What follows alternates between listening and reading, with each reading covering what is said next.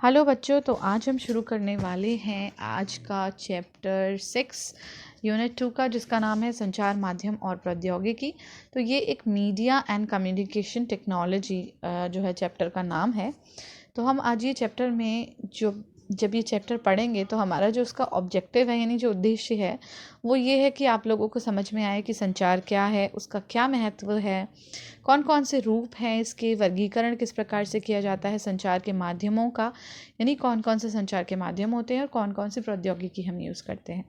तो सबसे पहले बच्चों, हम पहले ये जानते हैं कि ये एक बहुत महत्वपूर्ण क्षेत्र है, यानी संचार, मैसेज के, कम्युनिकेशन के बिना हमारा जो है वो कोई भी काम नहीं हो सकता। यानी कम्युनिकेशन या संचार और संप्रेषण जिसे हम कहते हैं वो बहुत ज़रूरी है, और ये हमारे जो किशोर हैं, यानी आपकी स्टेज में विकास के विभिन्न आयामों को प्रभावित करता है और हमारे दैनिक जीवन में बहुत उपयोगी है और जीवन की गुणवत्ता बढ़ाने में सहायक होता है। तो सबसे इम्पॉर्टेंट, संचार क्या है, यानी हमें इसकी डेफिनेशन आनी चाहिए।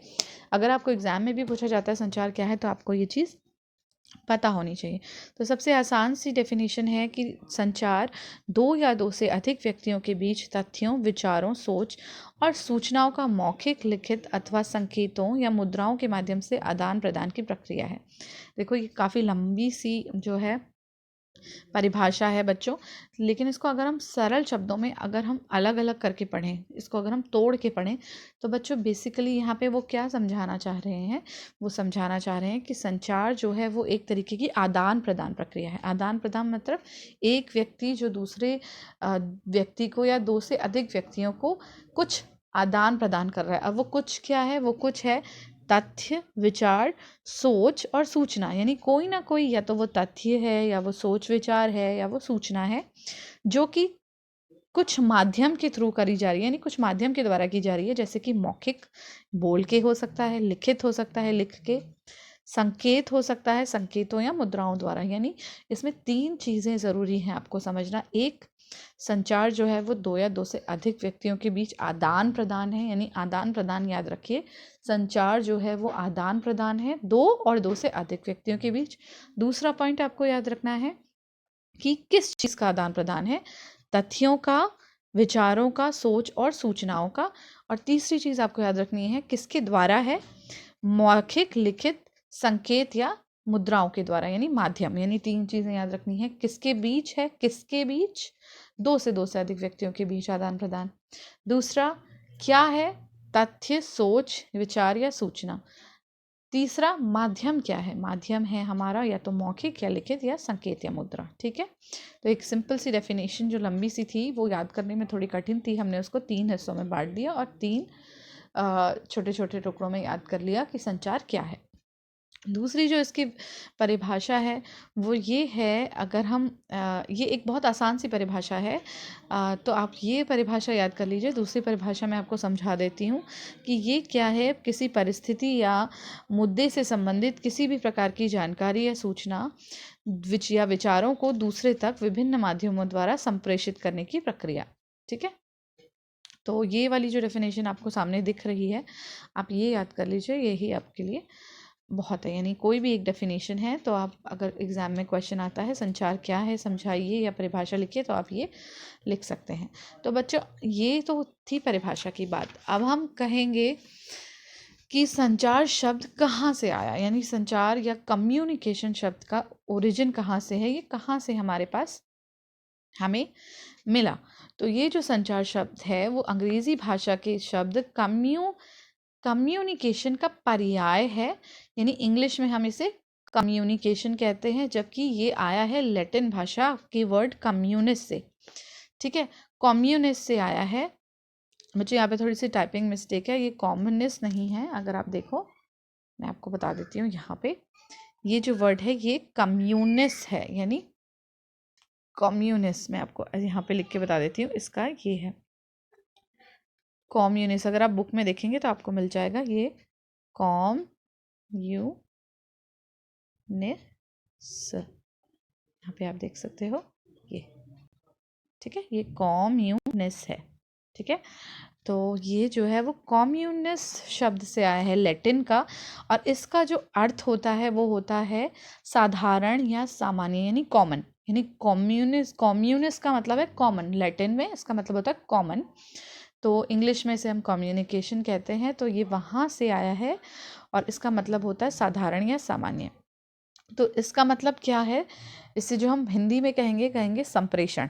तो यानी इसका जो मुख्य उद्देश्य है वो ये है कि आपसी समझ व सहयोग स्थापित करना। यानी मैं आपको कुछ अगर संप्रेषण करूं, कम्युनिकेट करूं, तो आपको वो चीज़ समझ में आए, ठीक है। यानी एक समझ और सहयोग स्थापित करना, और ज्ञान शक्ति व बुद्धि के विकास को विस्तृत करना, ठीक है। संचार प्रक्रिया में संदेश का होना यानी मैसेज होना बहुत ही अनिवार्य है, आवश्यक है, जिसमें संदेश एक पक्ष से दूसरे पक्ष तक पहुंचाया जाता है। यानी इसका मैं एक साधारण सा आपको उदाहरण दूं, तो मैं अगर आपको ये चीज़ समझा रही हूँ कि संचार क्या है, अगर वो आपको समझ में नहीं आया तो मेरे इस संचार का यानी कम्युनिकेशन का कोई अर्थ नहीं है। तो यानी उद्देश्य मेरा ये होता है कि आपको मैं इसे अच्छी तरीके से दूसरे पक्ष को जो सुन रहा है या जिसको मैं मैसेज पहुंचाना चाह रही हूँ उसको वो चीज़ अच्छे से समझ में आ जाए, और संदेश होना बहुत ज़रूरी है। यानी अगर मैं यही संदेश कोई मैसेज है ही नहीं तो फिर संदेश का कोई मतलब ही नहीं है, ठीक है। तो अब हम आगे बढ़ते हैं और हम जानते हैं इफ़ेक्टिव कम्युनिकेशन क्या होता है, यानी प्रभावी संचार क्या होता है। एक तो हमने पढ़ा अभी तक सिर्फ कम्युनिकेशन या संचार, अब हम पढ़ेंगे इफ़ेक्टिव। आज जैसा कि नाम से पता चल रहा है प्रभावी संचार, यानी प्रभावी संचार जो है न केवल विचारों को व्यक्त करने या ज्ञान और सूचना प्रदान करने से संबंधित है। यानी आप ये समझो संचार में तो ये सब होता ही होता है, बल्कि इसमें कुछ एक्स्ट्रा होता है, थोड़ा और अधिक।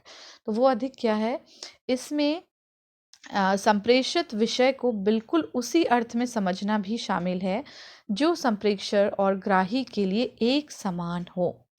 यानी संचार जो है एक सतत प्रक्रिया है। सतत प्रक्रिया मतलब एक कंटिन्यूअस, यहाँ से जो मैं आपको मैसेज भेज रही हूँ वो आप तक पूरा पहुँचे, उसके लिए एक कंटिन्यूअस प्रोसेस होती है, सतत प्रक्रिया है जो व्यक्ति के जीवन से जुड़े सभी क्षेत्रों में निरंतर रूप से चलता रहता है। यानी आप देखो रोज़ न हम कोई ना कोई कम्युनिकेशन या संचार करते हैं। यानी घर, स्कूल, समुदाय और जीवन के सभी क्षेत्रों में जो है वो व्याप्त है। यानी अगर आप सुबह उठते हो तो आप किसी को, अपनी मम्मी को कुछ बोलते हो कि मुझे ये खाना है, अपने भाई को कुछ बोलते हो मुझे ये लाना है, तो आप उसको कोई ना कोई मैसेज दे रहे हो। यानी ये एक तरीके का संचार है जो आपके दैनिक जीवन में चलता रहता है। तो ये एक निरंतर प्रक्रिया है।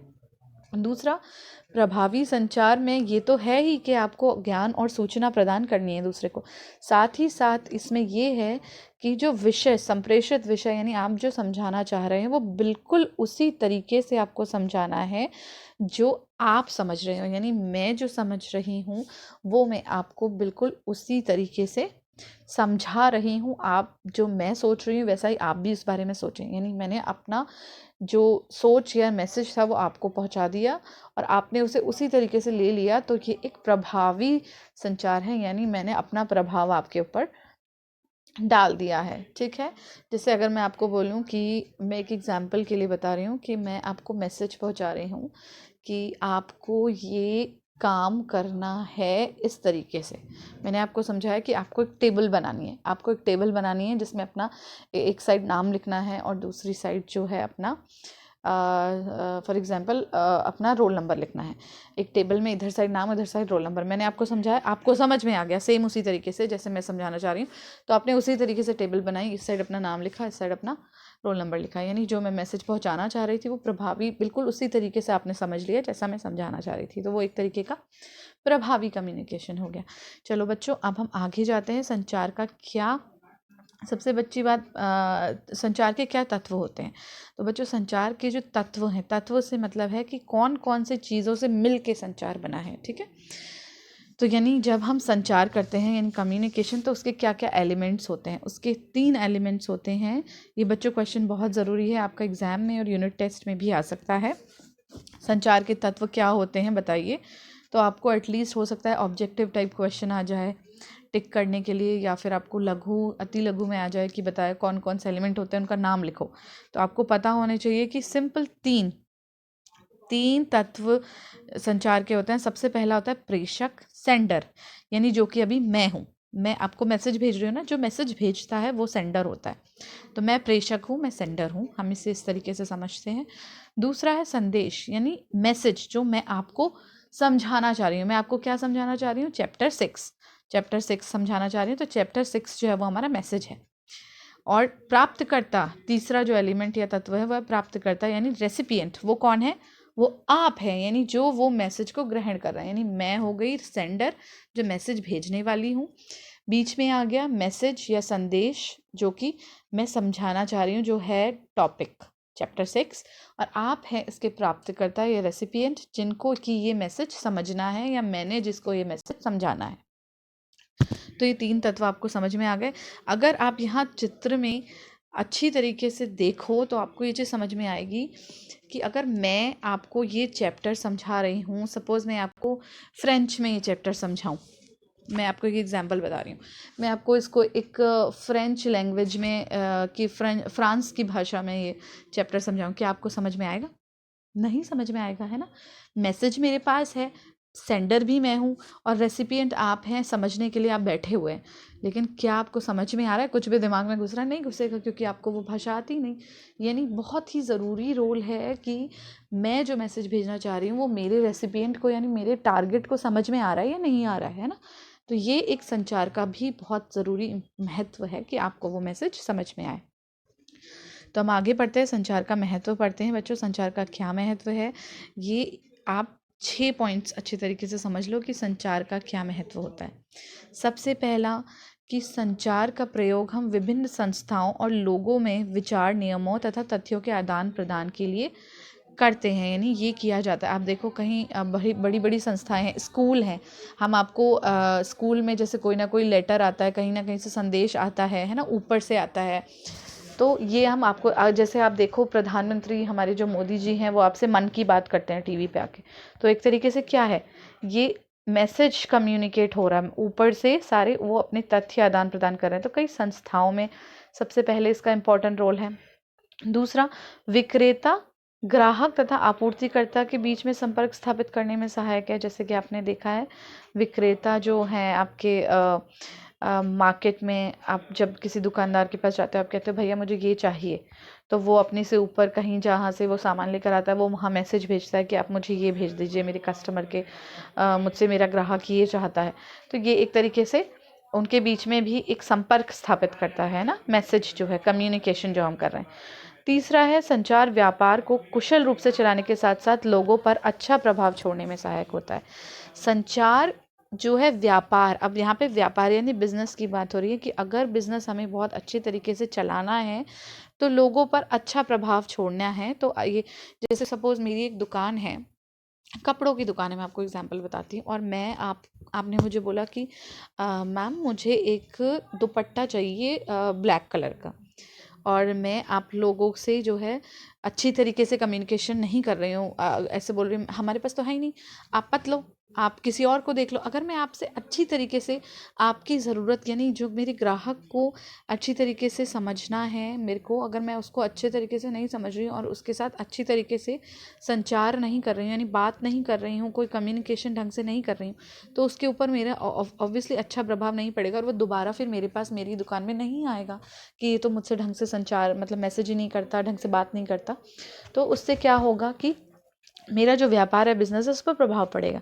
और अगर मैं बहुत अच्छे से बात करूं, आप देखते हो अगर आप किसी के पास जाते हो, वो आपको बहुत अच्छे तरीके से आदर सम्मान देता है, आपकी बात सुनता है, आपको आपके हिसाब से सामान दिखाता है ना, आपके ऊपर एक प्रभाव, आपको इम्प्रेस करता है, आपके ऊपर एक अच्छा प्रभाव छोड़ता है, तो आप उसके पास बार बार जाते हो और दूसरों से भी कहते हो कि वो ना बहुत अच्छा सामान देता है, बहुत अच्छे से बताता है, तो आप उसके पास जाओ, है ना। तो जैसे आप कहते हो कि देखो वो टीचर बहुत अच्छा पढ़ाती है ना, तो आप उससे पढ़ो, आप एक अच्छा प्रभाव छोड़ते हो। तो संचार जो है वो एक व्यापार को चलाने के लिए एक बहुत ही अच्छा प्रभाव छोड़ने में सहायक होता है। उसके अलावा यह भाषा तथा व्यक्तिगत संप्रेषण को सुलझाता है ना, यानी लैंग्वेज इशू अगर है उसे सॉल्व करता है। मैं अगर अच्छे तरीके से संप्रेषण करूँगी, आपके साथ कम्युनिकेट करूँगी, उसके अलावा कोई नई तकनीक है, कोई नई खोज, उपलब्धियां व नए उत्पाद हैं तो उसके संबंध में व्यक्तियों की सहायता करता है ना। अगर कोई नई कुछ भी आई, आप देखते हो न्यूज़पेपर में या टीवी में कोई ना कोई मैसेज आता है कि ये आया है, इसका जैसे आजकल कोविड-19 है उसकी वैक्सीन का आविष्कार हो गया, नई खोज, तो वो आपको किसके थ्रू पता चल रहा है? मीडिया के थ्रू पता चल रहा है, टीवी के थ्रू पता चल रहा है। तो उन्होंने आपको अच्छी तरीके से संप्रेषित किया, कम्युनिकेट किया, तभी तो आपको पता चल रहा है ना। तो ये भी एक इसका बहुत ज़रूरी महत्व है। उसके अलावा संप्रेषण लोगों को शिक्षित करता है, उनके ज्ञान में वृद्धि करता है, उनकी सोच को विस्तृत करता है। तो ये बच्चों 6 महत्व थे। उसके अलावा अब हम आगे बढ़ते हैं, हम पढ़ते हैं संचार का वर्गीकरण। संचार का वर्गीकरण से हमारा क्या मतलब है कि हम कैसे कम्युनिकेशन को क्लासिफाई करते हैं या उनको वर्गीकृत करते हैं। तो सबसे पहले हम समझेंगे पहला जो है वर्गीकरण, वो है पारस्परिक क्रिया के आधार पर वर्गीकरण। पारस्परिक क्रिया मतलब हम जो एक दूसरे के साथ आपस में करते हैं, ठीक है। तो पारस्परिक क्रिया से हमारा मतलब है एक तरफा संचार और दो तरफा संचार। ये हम आगे पढ़ेंगे कि कैसे इनको आगे डिवाइड किया है। तो अभी हम ये समझते हैं पहला जो वर्गीकरण संचार का वो है पारस्परिक क्रिया के आधार पर वर्गीकरण, यानी classification on the basis of interaction. मैं आपके साथ कैसे इंटरैक्ट कर रही हूँ, एक तरफ से कर रही हूँ या दोनों तरफ से इंटरैक्शन है। दूसरा है संचार के स्तरों के आधार पर वर्गीकरण, यानी कौन कौन से स्तर हैं हमारे संचार में, बहुत सारे स्तर होते हैं, उनके आधार पर वर्गीकरण। तीसरा है संचार के साधन अथवा विधि के आधार पर अंतर्गण के वर्गीकरण, यानी कौन कौन से साधन मैं यूज़ कर रही हूँ, कौन कौन से मोड यूज़ कर रही हूँ मैं कम्युनिकेट करने के लिए आपको। ये या तो मौखिक हो सकता है या लिखित हो सकता है, कुछ भी हो सकता है। उसके अलावा लास्ट है एक से अधिक इंद्रियों से काम लेने के आधार पर वर्गीकरण। एक से अधिक इंद्रियों के काम लेने से मतलब कान से भी, आँख से भी हम देख रहे हैं, कान से भी हम सुन रहे हैं, दोनों इंद्रियां हमारी काम कर रही हैं, यानी एक से अधिक इंद्रियां काम कर रही हैं ना, तो उसके आधार पर वर्गीकरण। तो ये 4 टाइप के आपके क्लासिफिकेशन है। तो इसमें सबसे पहला क्लासिफिकेशन जो है वो है, सबसे पहला वर्गीकरण पारस्परिक क्रिया के आधार पर। पारस्परिक क्रिया से हमारा क्या मतलब है, अगर आप यहाँ पर चित्र पर देखो तो आपको सब समझ में आ जाएगा। एक तरफा संचार का मतलब है जो मैं अभी आपके साथ कर रही हूँ, मैं आपको रिकॉर्ड करके ये वीडियो उसमें समझा रही हूँ, तो इसका मतलब है मैं ही बोलती जा रही हूँ, मैं आपको मैसेज भेज रही हूँ, मैं ही समझा रही हूँ, आप केवल सुन रहे हो, यानी एक तरफा संचार है। एक आदमी व्यक्ति, वन वे कम्युनिकेशन, मैं बोल रही हूँ और आप सुन रहे हो, ठीक है। आपका अभी यहाँ पे केवल सुनने का रोल है, आप कोई भी कम्युनिकेशन नहीं कर रहे हो, कोई भी मुझे जो है जवाब नहीं दे रहे हो। उसके बाद दो तरफा संचार का मतलब है two way communication. Two way communication से हमारा मतलब होता है दोनों तरफ से संचार। दोनों तरफ से संचार से हमारा मतलब है कि ये जो सेंडर है यानी मैं जो हूँ, जो प्रेषक है, और जो रेसिपिएंट है यानी कि जो प्राप्त करता है, यानी आप, जैसे हम स्कूल में बैठे होते हैं ना क्लासरूम में, मैं समझाती हूँ और आप उसका जवाब देते हो कि यस मैम हमें समझ में आया, यस मैम ये है, यानी दोनों तरफ से आप मुझे फीडबैक दे रहे हो। मैं आपको मैसेज पहुंचा रही हूँ, आप मुझे, मैं कह रही हूँ बच्चों समझ में आया, और आप जवाब दे रहे हो फीडबैक में कि हाँ मैम समझ में आया, यानी दोनों तरफ से कम्युनिकेशन हो रहा है ना। तो ये टू वे कम्युनिकेशन है, दो तरफा संचार है। तो पहला जो क्लासिफिकेशन था वो ये था। दूसरा क्या है, संचार के स्तरों के आधार पर वर्गीकरण।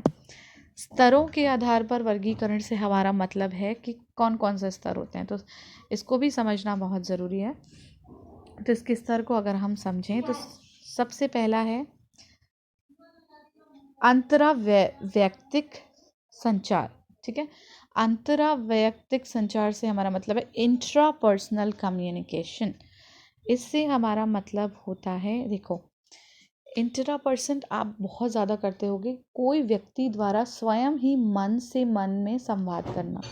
आप कई बार बैठे होते हो और अपने आप ही अपने मन में बात करते हो, जैसे कि आप यहाँ पे फोटो पे देखो।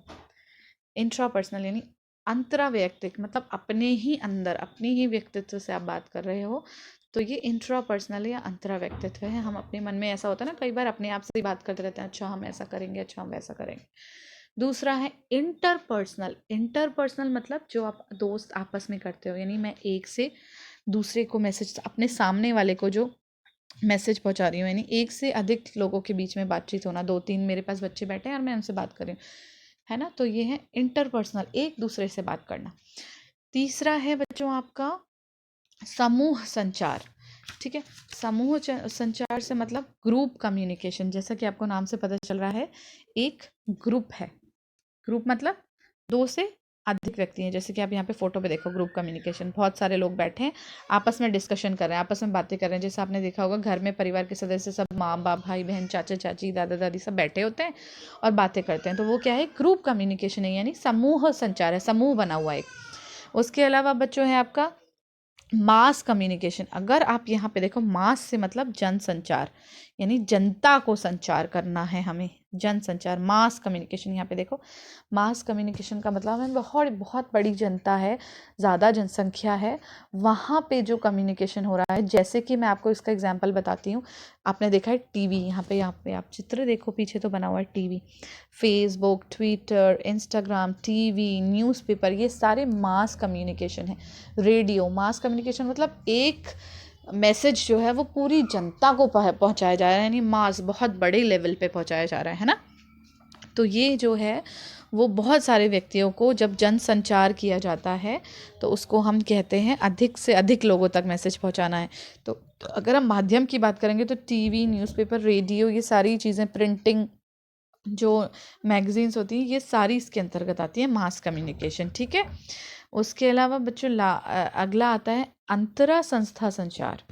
अंतरा संस्था, जैसे कि आपको नाम से लग रहा है, इंट्रा ऑर्गेनाइजेशनल। अंतरा संचार मतलब एक संस्था है, जैसे मेरी संस्था है, आप ले लो मेरा घर, मेरा घर एक संस्था है या आपका घर एक संस्था है, और आप उस संस्था के अंतर्गत जो है आपसी संचार कर रहे हो, विभिन्न विभागों में होने वाले संचार हैं, ठीक है।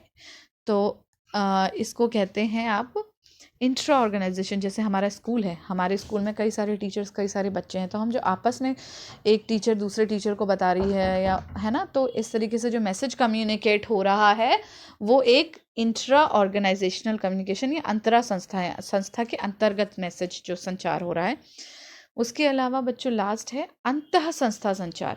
अंतः संस्था मतलब एक संस्था से दूसरी संस्था, यानी एक स्कूल से दूसरे स्कूल को मैसेज जाना, एक घर से दूसरे घर को मैसेज जाना। जैसे यहाँ से मैसेज किसी दूसरे संस्था में जाए तो ये अंतः संस्था है, यानी संघ, आपसी। जैसे उदाहरण पर आप अगर देखो तो जैसे आजकल कोरोना वायरस जैसी जो बीमारी है, तो जो विश्व स्वास्थ्य संगठन है ना, WHO, वो विभिन्न देशों की सरकारें एक दूसरे के साथ मिलकर काम कर रही है ना।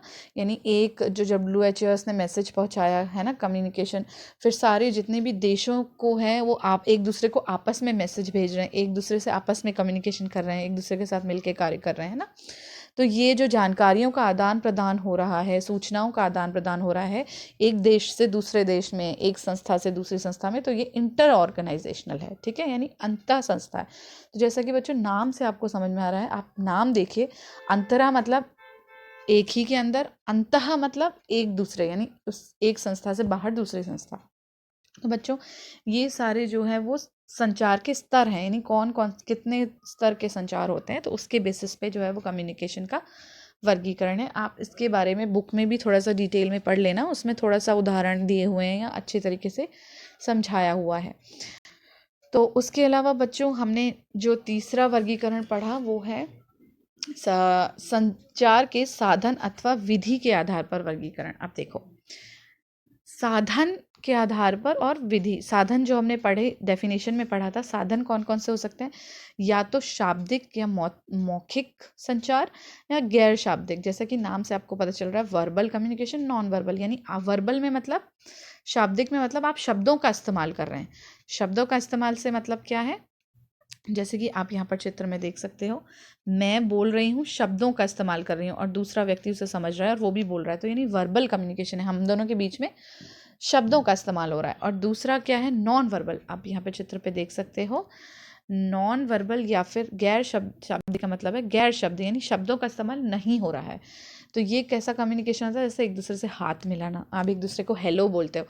मैं अगर यहाँ, आप दो दोस्त खड़े हो, एक हाथ हिलाता है ऐसे दूर से, तो वो दूसरा अपने आप समझ जाता है कि वो मुझे कह रहा है हेलो। और अगर आप ऐसे किसी को इशारा करते हो आने के लिए, तो दूसरा व्यक्ति अपने आप समझ जाता है कि वो मुझे बिना शब्द यूज़ किए, यानी यहाँ आओ नहीं बोला, सिर्फ हाथ हिलाए, तो आप समझ जाओगे कि वो मुझे बुला रहा है, यानी आपको मैसेज मिल गया कि वो बुला रहा है, यानी हमने शब्दों का कोई इस्तेमाल नहीं किया। तो ये नॉन वर्बल यानी गैर शाब्दिक संचार है, ठीक है। तो ये दो इसके वर्गीकरण हो गए। उसके बाद लास्ट जो आता है एक से अधिक इंद्रियों से काम लेने के आधार पर वर्गीकरण, यानी कौन कौन से जो हम इंद्रियों का इस्तेमाल कर रहे हैं उसके आधार पर, यानी एक इंद्री भी हो सकती है और एक से अधिक भी हो सकती है। तो इसके अगर हम उदाहरण देखें बच्चों, तो आप यहाँ देख सकते हो श्रव्य। श्रव्य यानी सुनना, यानी ऐसे कम्युनिकेशन का है जिसमें हम केवल सुन रहे हैं। जैसे आपने देखा होगा रेडियो है, यहाँ पे चित्र में आप देख सकते हो रेडियो है, म्यूज़िक चल रहा है ना, सीडी प्लेयर है। तो ये क्या है, सिर्फ हम बैठे हैं और सुन रहे हैं, यानी हम सुनने के थ्रू हमें मैसेज मिल रहा है, केवल हमारे कान काम कर रहे हैं, केवल श्रवण। ऑडियो एड्स यानी सिर्फ जो है हमारी सुनने की इंद्रियां काम कर रही हैं। दूसरा है आपका विजुअल एड्स या दृश्य। दृश्य देखना, दृश्य देखने से मतलब जिसे हम केवल देख के समझ रहे हैं, सिर्फ एक देखने वाली इंद्री काम कर रही है। उसमें आ सकता है ब्लैक बोर्ड, आप ब्लैक बोर्ड में देख के समझ जाते हैं कि क्या मैसेज लिखा है। दूसरा ग्राफ, मॉडल, पोस्टर है ना, स्लाइड, ओवरहेड प्रोजेक्टर, ये सारे जो है वो इसके उदाहरण। अब बच्चों आपको ये भी बहुत ज़रूरी, आपके एग्जाम में क्वेश्चन आ सकता है कि उदाहरण दे के बताइए कि कौन कौन से जो है वो दृश्य वाले कम्युनिकेशन के माध्यम है ना। तो आपको पता होना चाहिए कि कौन कौन से माध्यम हैं जिनको देख के आपको संचार समझ में आ रहा है, यानी ये। और श्रव्य यानी ऑडियो एड्स बताइए, श्रव्य सुनने वाली के आधार पर जो है वर्गीकरण कीजिए। तो आपको ये उदाहरण देने हैं। उसके अलावा आता है दोनों, श्रव्य भी और दृश्य भी। तो ये तो आप बहुत ही कॉमन है, आप देखते हो टीवी, आप देखते भी हो और सुनते भी हो, है ना। तो ये ऑडियो विजुअल एड्स में आता है, यानी सुनना भी और देखना भी। अब जो बच्चों अगला आता है वो है संचार कैसे होता है। तो बच्चों अब हम ये समझते हैं कि संचार कैसे होता है। संचार कैसे होता है, किसी भी माध्यम द्वारा प्रेषक से प्राप्तकर्ता तक सूचनाओं या जानकारियों का आदान प्रदान संचार कहलाता है। ये तो हमने पहले डेफिनेशन में भी पढ़ा कि हम कोई ना कोई माध्यम यूज़ करते हैं और जो प्रेषक है वो प्राप्तकर्ता को सूचना पहुंचा रहा है या कोई जानकारी पहुंचा रहा है। तो ये कैसे होता है, ये एक प्रोसेस होती है, यानी उसमें किसने, क्या, किससे, कब, किस प्रकार और किन परिस्थितियों में कहा और उसका क्या प्रभाव रहा, ये सारी चीज़ें आती हैं। ठीक है, तो सबसे पहले हम जानते हैं कि अगर कोई संचार हम करते हैं तो उसमें कौन कौन से घटक होते हैं, यानी कि कॉम्पोनेंट्स के कौन कौन से होते हैं। इससे पहले बच्चों हमने पढ़ा था एलिमेंट्स यानी तत्व, कौन कौन से तत्व होते हैं एक कम्युनिकेशन में, कम्युनिकेशन के एलिमेंट्स क्या हैं। अब हम पढ़ेंगे घटक क्या क्या हैं, यानी कॉम्पोनेंट्स क्या क्या हैं जब भी हम कोई अच्छा कम्युनिकेशन करना चाह रहे हैं, प्रभावी कम्युनिकेशन या सफल संचार करना चाह रहे हैं। तो इसके सबसे पहला है बच्चों स्रोत, यानी सोर्स। मैसेज का या जो भी हम जानकारी संदेश भेज रहे हैं उसका कोई ना कोई सोर्स होना चाहिए, संदेश होना चाहिए, बिना संदेश के हम क्या बोलेंगे, है ना। तीसरा माध्यम होना बहुत ज़रूरी है, कौन से माध्यम, जो अभी हमने ऊपर पढ़े इतने सारा हमने वर्गीकरण किया था, तो कौन से माध्यम के थ्रू हम भेजेंगे। उसके बाद आता है ग्राही या प्राप्तकर्ता, किसको हमें भेजना है ना।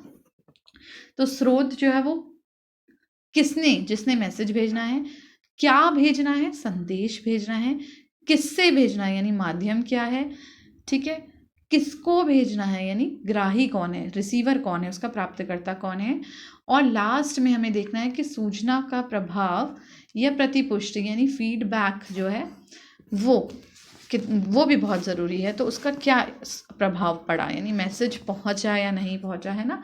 ये सारी चीज़ें भी देखना बहुत ज़रूरी है। तो सबसे पहले हम जानेंगे माध्यम क्या है, यानी जो हम आगे देखेंगे माध्यम कौन कौन से हैं, तो हमें ये पहले जानना ज़रूरी है माध्यम क्या है। माध्यम वो है, माध्यम या मीडिया वह साधन है जो विभिन्न प्रकार की धारणाओं, विचारों, भावनाओं, नए तथ्यों, जानकारियों या अनुभव आदि को प्रेषित और प्रसारित करने के लिए संचार की विभिन्न विधियों का प्रयोग करता है ना।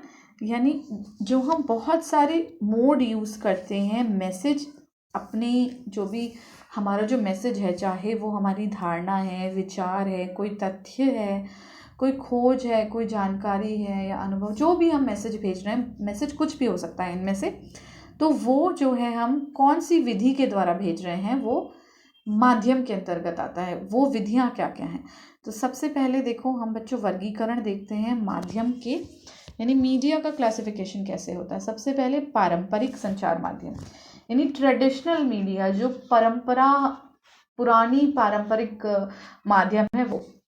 इसके अलावा आधुनिक संचार माध्यम, यानी जो आजकल लेटेस्ट है, मॉडर्न है ना। तो मॉडर्न मीडिया और ट्रेडिशनल मीडिया, पारंपरिक जो है संचार का माध्यम, और अभी आधुनिक संचार का माध्यम क्या है।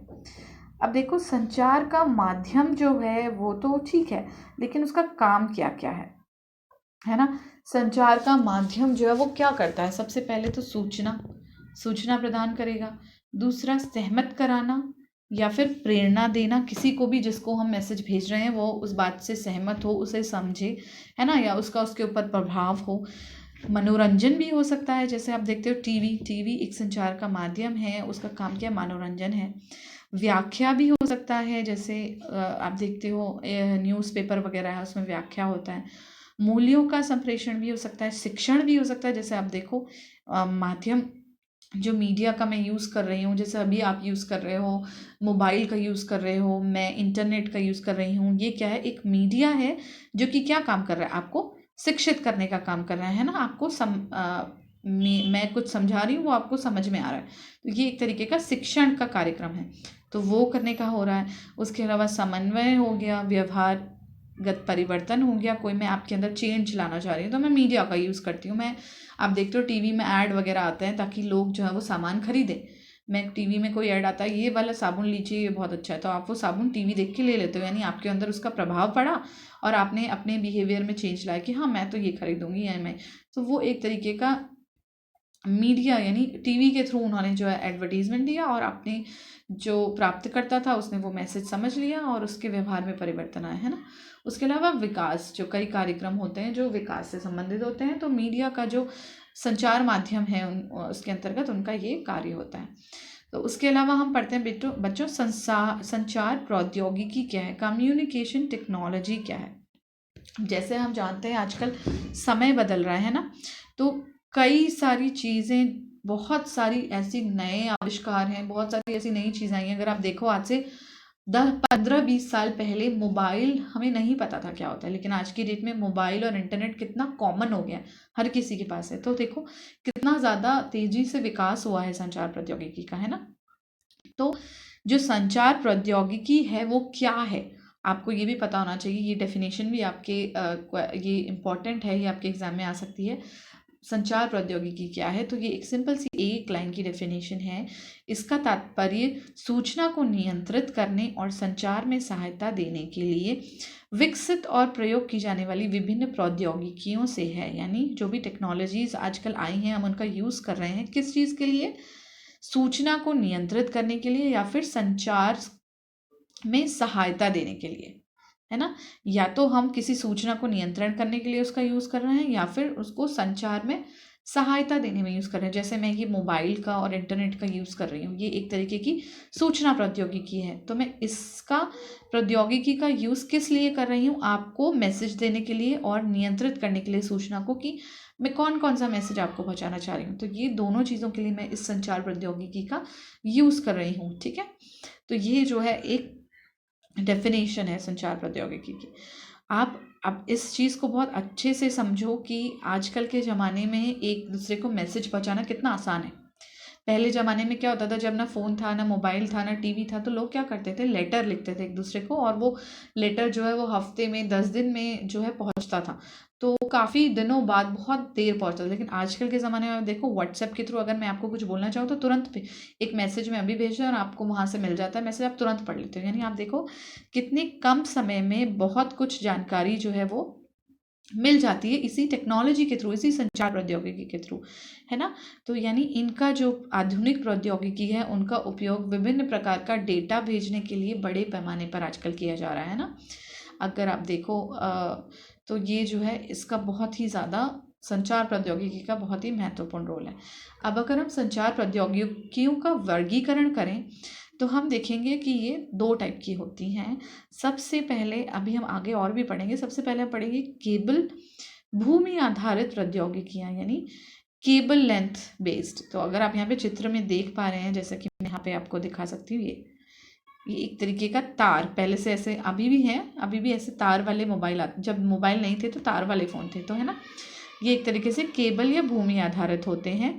उसके अलावा कुछ होते हैं जो बेतार होते हैं। बेतार से हमारा मतलब जैसे सैटेलाइट है, फ़ोन है, और आपका वाईफाई आप यूज़ कर रहे हो, रेडियो है, उनमें कोई तार नहीं होता, यानी बिना तार के वायरलेस टेक्नोलॉजी है। ठीक है। उसके अलावा बच्चों आता है आधुनिक संचार प्रौद्योगिकियाँ। आधुनिक संचार से मतलब मॉडर्न। आजकल आप क्या क्या यूज़ करते हो? अगर आपसे कहा जाए कि ज़रा सोचो आप कौन कौन से कम्युनिकेशन के लिए मीडिया टेक्नोलॉजीज़ यूज़ करते हो, तो आप क्या बोलोगे? आप यूज़ करते हो लैपटॉप, कंप्यूटर, टैबलेट, है ना? और आप बोलोगे ईमेल। अगर मैं मीडिया का यूज़ करूँ, आप बोलोगे ट्विटर, इंस्टाग्राम, फेसबुक, और ईमेल, जीमेल, याहू। आप बहुत सारी चीज़ें इलेक्ट्रॉनिक मेल के बारे में इंटरनेट पे जो भी आपको पता है वो बता दोगे। तो ये जो मॉडर्न के एग्जाम्पल हैं वो आते हैं पारस्परिक क्रियात्मक वीडियो, इंटरैक्टिव वीडियोस जो आती हैं, है ना। उसके अलावा माइक्रो कंप्यूटर्स आते हैं। वीडियो पार्ट आप देखते हो, यूट्यूब आजकल कितना बहुत ज़्यादा कॉमन हो गया है ना, तो वो है। उसके अलावा इलेक्ट्रॉनिक मेल या ईमेल है। उसके अलावा दूर सम्मेलन यानी टेली कॉन्फ्रेंसिंग, हम टेलीफोन में कॉन्फ्रेंस करते हैं, वीडियो कॉन्फ्रेंसिंग करते हैं, यानी यहाँ पे मैं बैठी हूँ और वहाँ कोई और बैठा है, वो वीडियो कॉल मुझे कर रहा है, तो ये एक तरीके की वीडियो कॉन्फ्रेंसिंग है। तो ये सारी आधुनिक संचार की प्रौद्योगिकियाँ हैं। तो बच्चों, इसी के साथ ये चैप्टर जो है ख़त्म होता है। ये मैंने काफ़ी शॉर्ट और क्रिस्प में आपको समझाया है कि क्या जो है आधुनिक संचार की प्रौद्योगिकियाँ हैं। तो इस चैप्टर में अगर हम देखें बच्चों, तो हमने बहुत शॉर्ट में समझा है चैप्टर 6 की संचार माध्यम और संचार प्रौद्योगिकी क्या है। इसके अलावा कुछ छोटी छोटी चीज़ें हैं जो मैं आपको अलग से वीडियो बना के समझा दूंगी कि टीवी कब आया था, सैटेलाइट का क्या यूज़ है। जो बुक में थोड़ा बहुत एक्स्ट्रा चीज़ें हैं जो आपको जानना बहुत ज़रूरी है, वो मैं अलग से समझा दूंगी। फ़िलहाल आपको ये जो वीडियो या ये जो चैप्टर है, ये पढ़ के इतना समझ में आ गया होगा कि संचार क्या है, संचार क्या है। उसके अलावा कम्युनिकेशन या संचार के क्या क्या तत्व हैं। बहुत ज़रूरी है बच्चों, तत्व क्या हैं ये आपको पता होना चाहिए एग्ज़ाम के लिए। उसके अलावा कौन कौन से माध्यम हैं जिनके द्वारा हम संचार करते हैं, ठीक है। मीडिया क्या क्या है, और उसके अलावा आपको पता होना चाहिए संचार प्रौद्योगिकी की डेफिनेशन, ये बहुत इंपॉर्टेंट है। और उसके अलावा वर्गीकरण, कम्युनिकेशन में जो हमने वर्गीकरण पढ़ा है ना, वो आपको पता होनी चाहिए। संचार का वर्गीकरण जो कि 4 प्रकार का था बच्चों। एक जल्दी से हम क्विक रिकैप ले लेते हैं। 4 प्रकार के हमने ये पढ़े ना, 1 2 3 4 प्रकार का वर्गीकरण है। और इसी में हम आगे जब हम बढ़े, हमने पढ़ा हर किसी के अंतर्गत एक एक। पारस्परिक वाले में एक है, और संचार के स्तरों के आधार पर काफ़ी सारे हैं। उसके अलावा आपके संचार के साधन व विधि के आधार पर है, और इंद्रियों के काम लेने के आधार पर है। तो ये 4 प्रकार से वर्गीकरण था। तो ये आप जो है वर्गीकरण भी आपको पता होना चाहिए, ठीक है बच्चों। तो इस चैप्टर में हमने इतना ही पढ़ा। आप चाहें तो संचार का वर्गीकरण आपसे पूछा जा सकता है, तो आपको ये चारों पता होना चाहिए, ठीक है। आप इसको कुछ शॉर्ट में इस प्रकार से भी याद कर सकते हो। जैसे यहाँ पे आप देखो, इसमें आप याद करो पारस्परिक क्रिया, ठीक है। इस पे आप याद करो संचार के स्तर, है ना। उसके अलावा यहाँ पे आप क्या समझ लो इंद्रियां, और यहाँ पे आप लिख लो साधन अथवा विधि के आधार पर, ठीक है। तो आप ये 4 पॉइंट्स अगर याद कर लोगे तो आपको ये समझ में आ जाएगा कि 4 प्रकार के हैं। तो आप इसको इस तरीके से याद कर लो, कुछ इस तरीके से याद कर लो ताकि आपको अच्छे से समझ में आ जाए। जैसे इंद्रियां हैं तो ऐसे याद कर लो, इंद्र भगवान थे ना, तो ऐसे याद कर लो इंद्र भगवान ने ये इस तरीके से देखो पारस्परिक, ठीक है। इंद्र, पारस्परिक और स्तर और साधन, है ना। ई 100 से 2 आ गए आपके, स ई पा, कुछ इस तरीके से याद कर लो ताकि वो आपको पैसा से याद कर लो। अच्छा भाई, कुछ इस तरीके से हो जाएगा। पी पारस्परिक, या प से याद कर लो, हिंदी चाहो तो आप पारस्परिक। 100 से आपके 2 आ गए, स्तर के आधार पर और साधन और विधि के आधार पर, है ना। प स साधन और विधि के आधार पर, और लास्ट में आ गया आपका इंद्रियों के आधार पर, ठीक है। तो कुछ ई आ गया ये। तो आप इस तो इस तरीके से कुछ आप याद कर लो इसे, ताकि आपको कुछ कोड वर्ड बना के ये चीज़ समझ में आ जाएगा। ठीक है,